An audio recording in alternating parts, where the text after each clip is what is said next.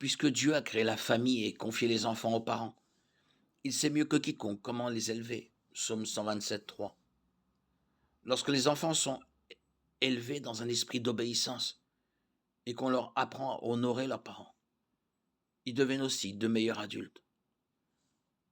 Sauf dans des circonstances extrêmes, ce sont les parents et non l'État qui devraient être responsables des enfants.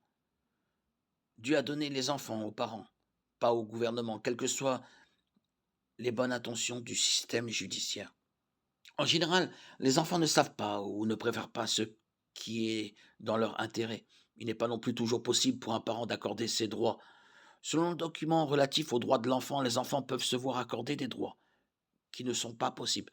Par exemple, une veuve au Soudan qui a perdu sa maison à cause de terroristes peut ne pas être en mesure de fournir à ses enfants leurs droits à des repas équilibrés et à un lit confortable. En fera-t-elle alors la loi en leur donnant des croûtes de pain alors qu'ils dorment sur le sol en terre battue? Jusqu'où va l'application de ces lois sur les droits de l'enfant?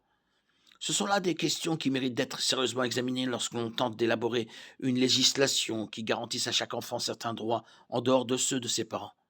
La Bible ne semble pas soutenir une telle législation et conseille plutôt aux mères et aux pères de prendre au sérieux leur responsabilité parentale, car Dieu les tient pour responsables du bien-être de leurs enfants.